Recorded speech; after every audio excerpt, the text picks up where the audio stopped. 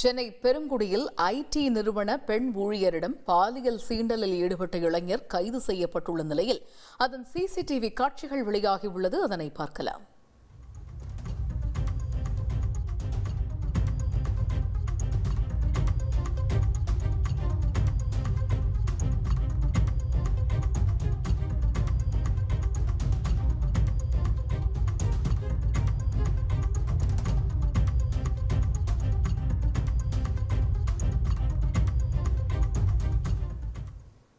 இதுகுறித்த கூடுதல் தகவல்களை செய்தியாளர் சோலமன் வழங்கிட கேட்கலாம். இந்த சம்பவத்தின் முழு பின்னணி என்ன சோலமன், விவரிங்க.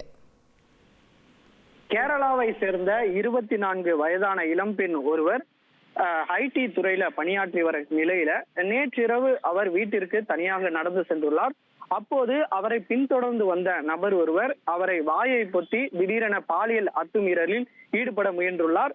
இது தொடர்பாக அவர் கையை கடித்துவிட்டு அதன் பின்பாக அளித்த தகவலின் பேர்ல அங்கிருக்கக்கூடிய பொதுமக்கள் அளித்த தகவலின் பேர்ல போலீசார் அந்த நபரை கைது செய்தனர்.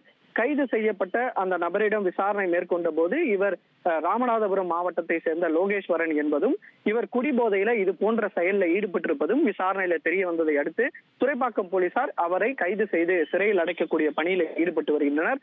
இந்த நிலையில இது தொடர்பான சிசிடிவி காட்சிகள் தற்போது வெளியாகியுள்ளது.